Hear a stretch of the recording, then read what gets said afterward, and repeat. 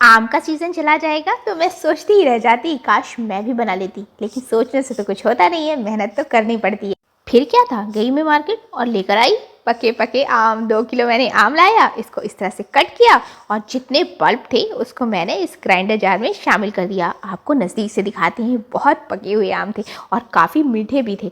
तो आम का सीज़न जाने से पहले आप भी बना लीजिए, बहुत मज़े का होता है ये खाने में। तो यहाँ पे देखिए मैंने इसके पल्प को आसानी से हाथ से इस तरह से निकाला, क्योंकि इस तरह से गुठली बहुत आसानी से निकल जाती है। और हाँ, थोड़ा सा इस्तेमाल मैंने स्पून का भी कर लिया ताकि जो छिलके में थे वो भी निकल जाए। ऐसे इस तरह से भी मुझे निकालने आता है, ऐसा ना समझिएगा कि मुझे ऐसा नहीं आता है, ऐसा भी मुझे आता है निकालने। तो मैंने दूसरे आम को इस तरह से निकाला, मतलब ये हुआ कि जैसे आपको सहूलत है बस वैसे निकाल लीजिए। यहाँ पर सारे आम के पल्प को निकालने के बाद इसमें मैंने शक्कर शामिल किया। शक्कर आप अपनी पसंद के अकॉर्डिंग कीजिएगा, थोड़ा सा काला नमक, और हाँ, यहाँ पर बहुत अच्छे से इसे ग्राइंड कर लेंगे। देखिए बिल्कुल इस तरह से ये हो जाएगा। और इसके बाद क्या, बस मीडियम टू लो फ्लेम पे पैन को मैंने चढ़ाया, उसमें ये सारे पल्प को इस तरह से शामिल कर दिया। अब करनी है बहुत सारी मेहनत, मतलब 20 से 25 मिनट तो कहीं नहीं गया, आपको इतनी मेहनत तो करनी पड़ेगी, मतलब थोड़ा टाइम भी देना होगा। और यहाँ पर इसे बहुत अच्छे से मिक्स करेंगे, इतना मिक्स करेंगे कि आपका किचन थोड़ा गंदा हो जाए, आपका गैस स्टोव थोड़ा गंदा हो जाए। मतलब समझ रही हैं, मतलब ये हुआ कि जब आप इस तरह से इसे पकाएंगी ना तो इसके काफ़ी छींटे उड़ेंगे, जिससे चारों तरफ गंदगी थोड़ी सी फैलेगी। कोई बात नहीं, बाद में साफ़ कर लेंगे, लेकिन इसे पकाना बहुत अच्छे से है ताकि शक्कर जो है बहुत अच्छे से मेल्ट हो जाए और ये बहुत अच्छे से पक जाए। इसके बाद मैंने स्टील का एक बहुत बड़ा सा प्लेट लिया, अगर आपके पास मोल्ड है तो आप मोल्ड में कर लें। और इसके बाद क्या, ग्रीस कर लेना है इसको घी के साथ और उसके बाद इसे शामिल कर देना है। देखिए बहुत अच्छे से ये निकल जाएगा। अच्छा, अगर आपको चाहें तो इसको नॉन स्टिक में भी पका सकती हैं, आप चाहे एल्युमिनियम स्टील कढ़ाई में पका सकती हैं, जिसमें आपको सहूलत हो, लेकिन नॉन स्टिक में ये चिपकता बिल्कुल भी नहीं है।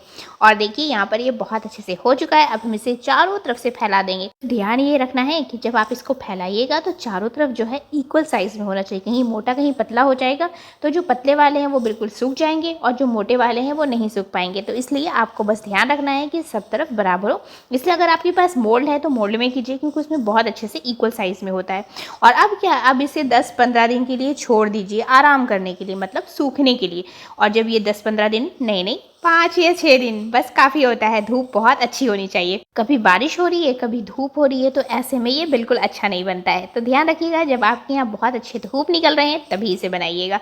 तो ये देख लीजिएगा, कभी कभी 2-3 दिन में भी बहुत अच्छे से ये सूख जाता है। यहाँ पर मैंने आपको दिखाया है निकाल करके, बहुत आसानी से ये निकल जाएगा। जब ये सूख जाएगा तो प्लेट से बहुत आसानी से निकल जाता है। और क्या, अब इसे शेप में कटिंग कीजिएगा, जैसे शेप में आपको सहूलत हो उस शेप में कटिंग कर लीजिए, लेकिन मुझे स्क्वायर शेप में खाना है। क्यों खाना है स्क्वायर शेप में? अरे इसलिए खाना है ना कि हमारे स्कूल में ऐसा ही मिलता था।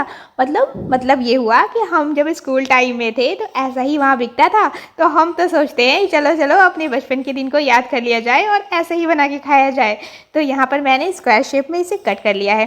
वैसे शेप आप कोई भी रख सकती हैं, जो आपको पसंद हो आप उसमें रख लीजिए। और हाँ, इसको आप स्टोर करके रख सकती हैं, कई दिनों तक ये चलता है, 10-15 दिन तो आसानी से चलेगा। और इसको देखिए मैं नज़दीक से दिखा देती हूँ, कितना अच्छा हुआ है, बहुत मज़े का बना था, बहुत ही मज़े का। और अगर और ज़्यादा मोटा आप बनाना चाहती हैं तो और मोटा भी बना सकती हैं, वो आपकी पसंद पर डिपेंड करता है। यहाँ पर इसे कट करने के लिए मैंने पिज़्ज़ा कटर का इस्तेमाल किया, क्योंकि इससे बहुत अच्छे से कटिंग हो जाती है। लेकिन अगर आपके पास नहीं है तो नाइफ से भी कर लें, उससे भी हो जाएगा। लेकिन मुझे मालूम नहीं है उससे सही होता है कि नहीं होता है, आप एक बार ट्राई कर लेना। अब आपको समझ में तो आ गया होगा कि मैंने आज क्या बनाया, किसमें इतनी सारी मेहनत की। कुछ लोग इसे आम पापड़ कहते हैं, लेकिन सच बताऊं हमारे यहाँ इसे अमावट कहते हैं। हाँ बिल्कुल अमावट कहते हैं। इसे मैं नज़दीक से भी आपको दिखा रही हूँ, आप देख लीजिए। आपको देखने में कुछ याद आ रहा है क्या? आपके स्कूल में भी ये मिलता था? अगर मिलता था तो कमेंट्स में ज़रूर बताइए, और मैं इसे खाकर भी आपको दिखाऊंगी कितना मज़े का था। अरे खाने के लिए तो आपको बनाना पड़ेगा ना, आप तो तभी खा सकते हो जब आप बनाओगे, या फिर आपको खरीद के खाना है, लेकिन खरीद के खाने में हाइजीन का मसला हो जाएगा। इसलिए मेरी बात को ध्यान में रखते हुए घर का खाइए, हेल्दी खाइए और टेस्टी खाइए। बस थोड़ा सा शौक से, थोड़ी सी मेहनत से बनाइए। ये सारी चीज़ें ना सीज़न में ही अच्छी लगती हैं। अभी सीज़न है, सीज़न चला जाएगा तो फिर ये बना नहीं सकेंगे। तो अभी सीज़न चल रहा है, आप भी चाहिए मार्केट से आम लाइए और फिर क्या बनाइए। मेहनत कुछ भी नहीं है, थोड़ी सी तो मेहनत है, करनी पड़ेगी।